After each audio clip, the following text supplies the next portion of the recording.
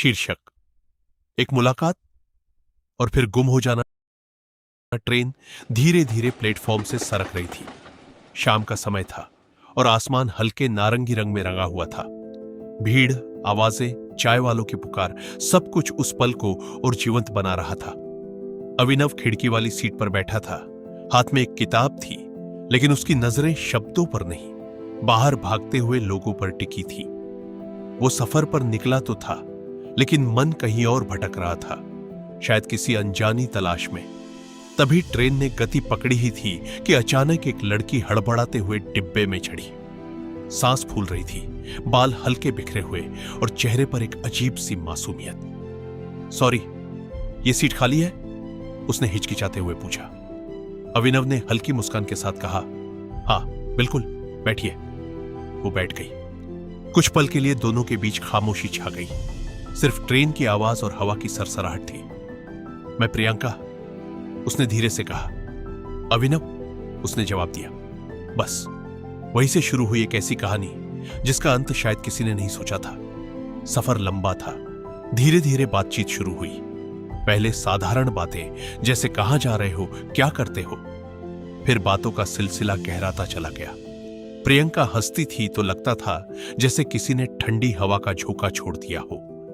उसकी बातों में एक सादगी थी और आंखों में जैसे कोई अधूरी कहानी छुपी हो। तुम हमेशा इतने शांत रहते हो? प्रियंका ने मुस्कुराते हुए पूछा। शायद, या फिर सही इंसान मिलने का इंतजार था, अभिनव ने हल्के मजाक में कहा। वो हंस पड़ी और उसी हंसी में कुछ ऐसा था जिसने अभिनव के दिल में हल्की सी जगह बना ली। रात हो चुकी थी। बाकी लोग सोने लगे थे, लेकिन उनकी बातें खत्म होने का नाम नहीं ले रही थी। उन्होंने अपने सपनों के बारे में बात की, अपने डर के बारे में और उन चीजों के बारे में जो वो किसी से नहीं कहते। कभी कभी लगता है जिंदगी में कुछ लोग बस थोड़ी देर के लिए आते हैं, प्रियंका ने खिड़की से बाहर देखते हुए कहा। तो फिर क्यों आते हैं? अभिनव ने पूछा। शायद हमें कुछ सिखाने के लिए, उसने धीमे से जवाब दिया। अभिनव उस जवाब को समझ नहीं पाया, लेकिन महसूस जरूर किया। सुबह की पहली किरण के साथ ट्रेन अपने गंतव्य के करीब पहुंच रही थी। तुम यहीं उतरोगे? प्रियंका ने पूछा। हाँ, और तुम? मैं भी, लेकिन शायद थोड़ा आगे। अभिनव ने सोचा था कि वो उससे नंबर मांगेगा या कम से कम फिर मिलने की बात करेगा, लेकिन पता नहीं क्यों वो कुछ कह नहीं पाया। ट्रेन रुक गई, लोग उतरने लगे। प्रियंका ने अपना बैग उठाया और जाते जाते बस इतना कहा, कभी कभी मुलाकातें अधूरी ही अच्छी लगती है। अभिनव ने उसे जाते हुए देखा। वो भीड़ में खो गई और बस वो एक मुलाकात वहीं खत्म हो गई।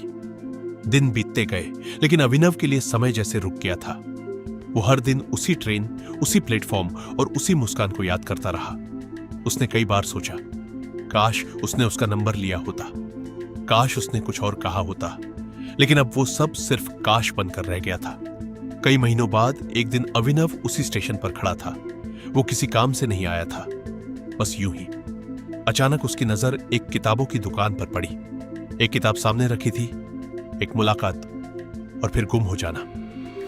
लेखक प्रियंका उसके हाथ कांप गए। उसने किताब उठाई और पहला पन्ना खोला। कुछ कहानियां पूरी नहीं होती, क्योंकि उनका अधूरापन ही उनकी खूबसूरती होता है। अभिनव की आंखों में आंसू आ गए। वो मुस्कुराया, क्योंकि अब उसे समझ आ गया था, वो मुलाकात अधूरी नहीं थी, वो बस याद बन जाने के लिए थी। समाप्त, या शायद नहीं।